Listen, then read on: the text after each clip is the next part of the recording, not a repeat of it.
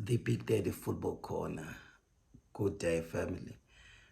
Welcome. My name is Simanga Makhubu, also known as the Big Daddy. Yeah, we doing today post-match analysis of the game between Orlando Pirates and Mamelodi Sundowns. Game played at Loftus Versfeld in Pretoria. A game with goals. 5 goals in total. Sundowns dominating the scoreline in that game by 4-1. And honestly, guys, this is easily now one of the biggest games in the PSL that we all look up to now going into the Premier League. I mean, if you pay your money to watch this game, you are likely to get goals, likely to get entertainment. Nobody is pulling back there. The punches, are out, and everybody, wants to win this game. But what I found interesting, even though the result is 4 Sundowns, 1 Orlando Pirates, was in terms of ball possession, Orlando Pirates had 61 and Sundowns had 39. I found that interesting because then it talks to the fact that you can have all the possession in the world, but if you're not creating enough chances and scoring those chances, it's useless. Because Sundowns, in terms of chances, they created 3 big chances, and Orlando Pirates only created 0 out of that. Even passes, Orlando Pirates have 437 passes, and Sundowns had 279 passes, in this particular game. Also, if you look at efficiency of Sundowns, they had 9 shots on target and Pirates only had 1. And if you look as well as shots inside the box, they had 7 Sundowns and Orlando Pirates only had 5. But what then talks about the efficiency that Sundowns had in coming into this particular game. So let's dive into it, Buffett. For me, I'm now obsessed with warm-up drills because I was watching Sundowns, their warm-up. Especially, there's one particular warm-up where they had 3 players and 4 players, which is the 4 center backs of Orlando Pirates, and then they had player A and player B.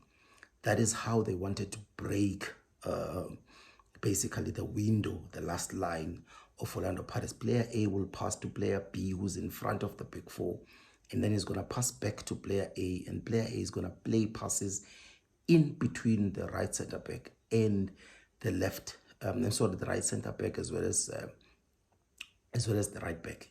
Also, they will also play pass between the left back as well as the left center back, which talked to Sundowns came to this game wanting to break the window by passes into the channels, into those inside half spaces or inside half channels. And that is what they actually did in the game if you go watch carefully. So there I noticed in the warm-up, when I looked at the lineup, I was like, no, man, there's no way Orlando Pirates is going to win this game, because with the absence of Unda, with the absence of Sesane, now in this particular game, they came, Umbata is also out in this particular game, where they had like 3 key players that could easily walk into that Orlando Pirates lineup, as well as the 4th one, who has a BMT, a player for this particular game, Usaling. So then, for me, the other interesting details now when the game started was Sundowns were pressing with 3, but their 3 was a V. It was Ribeiro, it was Shalulile, and Reyners. And it was just a V-shaped with 2 players getting into the box and 1 just outside them. And Orlando Pirates struggled to play. I think in the entire game, they only played 1 through that press. The rest, it was route for 1 football. And if you look at the pressing triggers, was when the ball gets to Klogi, it was an aggressive press. When it gets to Shahine, aggressive press. They knew that Shahine is the link that makes Orlando Pirates stick. And they knew that Klogi is not fit enough and will be afraid to play those passes. And oh man, did they not get it right into that regard. But if you look at Orlando Pirates press, it was more conservative press because they were pressing with Umahopa, and then they had Utito behind him, in the press, or sometimes Urelo behind him in the press. And I think they respected Sundowns because they did not want press and aggressive. If you look at the game in the final, as Orlando Pirates won in Durban, it was an aggressive press about Erasmus, as well as the colored number 4 team. And this game, Orlando Pirates were too conservative into their press. They were using more of a shadow press, and they allowed Williams and the centre back to actually play the game. And all Williams was to do was to break the first line of press, and play behind him all the time, So there was just a weak press. But I spoke about this on Twitter, before the games, that I said, if you want to beat Orlando Pirates, Mamelodi Sundowns, there are 3 things. 1, pump the balls inside the box, because Orlando Pirates are very vulnerable in those situations. They don't know whether it's going to be a man mark or they're going to do zonal. They don't even know who to mark. They seem confused every time the ball is played into the box. Then the second thing I said, Orlando Pirates have a tendency that every time they play every game, there will be moments in the game, whether it's going to be 15, 20, 30 minutes, where they will switch off. And when they do that, punish them, Mamelodi Sundowns. I then said the third one, Orlando Pirates rest defense. They always at times tend to switch to a 2-2 rest defense, which is vulnerable on transition. And I said, if they do that, punish them, Mamelodi Sundowns. Oh man, did not that happen in the first goal? Because the first goal was a result of Bulls pumping to the box, and it was a result of Orlando Pirates switching off in the first 20 minutes of the game. And Sundowns, what did they do? They played a free kick into the far post, and what happened? Okekane was there to finish off, which is Orlando Pirates' weakness. Goal number 2, right? They were caught in 6 and 7. They were caught out of shape, which talks to the third point that I mentioned about Orlando Pirates' rest defense. I think in this game, the rest defense, in that transition moment, they were all out of sorts. Because if you look at the players, I think they had 3 Sundowns, had 3 players there, and it was a 3v2, if I'm not mistaken, in that instance.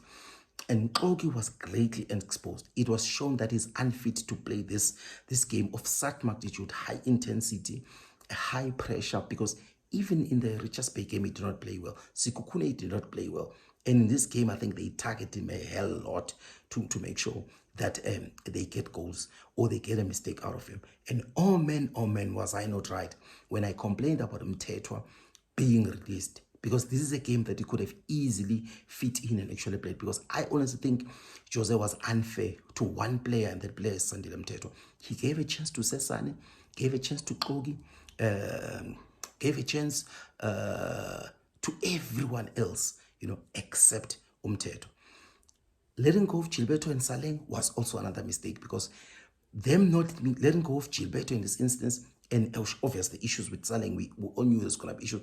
They did not go into the market and buy quality to be able to replace those quality players, while Usaleng is sorting out his issues and while Gilberto is on loan. That should not have been that move, because there is no player or no winger in the bench that is able to change games, right?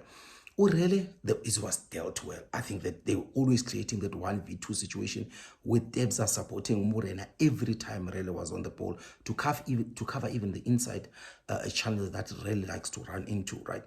The other interesting detail was Sundowns, every man behind the ball. And I also think Suarez dealt with Makhubu physically with ease. He dealt with every duel very smoothly. I think he won about 75% of every duel that he had in this particular game. Then in the second half, the other detail that I saw was Diano. He has a tendency, if you watch my movies, you watch my videos, you will see where I said Diano is playing too close and he wants to be compact to the right centre back. And he was leaving wide spaces on the right-hand side. And today it was exposed, because I think the detail Sundowns looked at it and they were playing the ball quickly into Shalulule, and he was also into the 1v1 situation, and that is a very, very difficult player, because physically, speed, he will kill you and skin you alive. Also, Holter was not helping, because he was not coming back, even tucking in into midfield, so that then Udiano can go into the right side, right?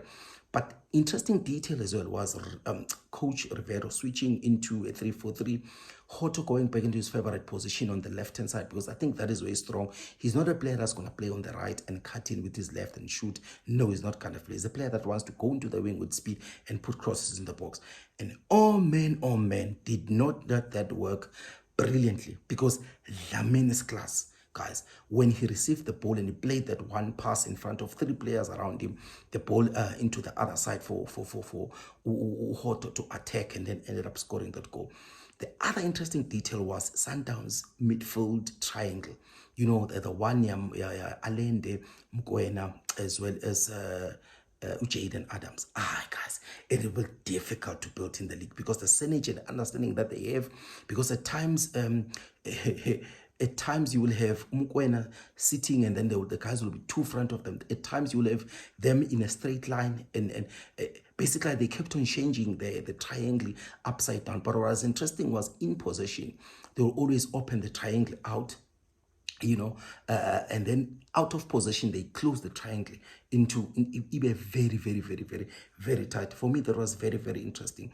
But another interesting detail was Orlando Pirates fans that were not lifting the team when they are down.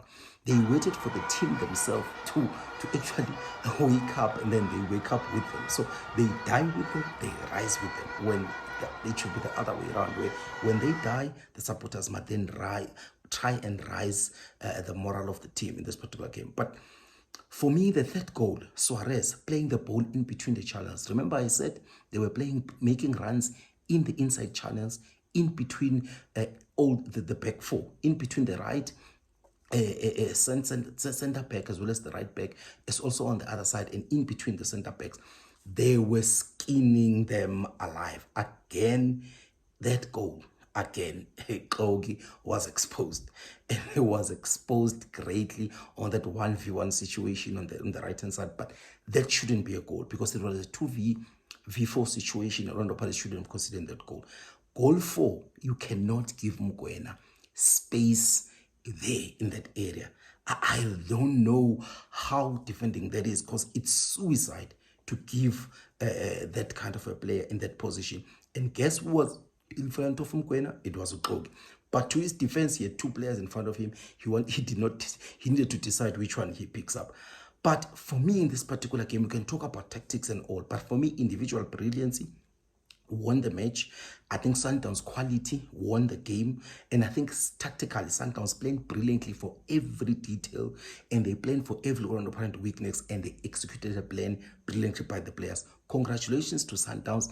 They really deserve the win, and I'm gonna say it again, the league is gone. Orlando Pirates must just forget about it. But the difference in quality between Orlando Pirates and Sundowns was clear. It was too wide. It was open. Everybody now can see that if you put Sundowns and Pirates in terms of quality of the squad, guys, it's quality over quantity. At Pirates, you can name 15 to 18 players who are quality. The rest, gentlemen, ladies and gentlemen, no.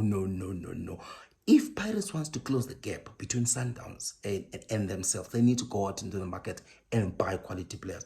For me, next season, if they really want to close the gap, they really need to go out in the market. Kogi must make way for Molisane. Shandu must make way for Tsepang Moremi from Amazulu. Ndlondlo must make way for a top CDM. And I will recommend none other than Wydad CDM, who's Elmeidi Mobarik. What a player. He's going to come into the PSL and just take it into another level. Shandu, make way for Matuludi. Mahela, make way for Pasadena.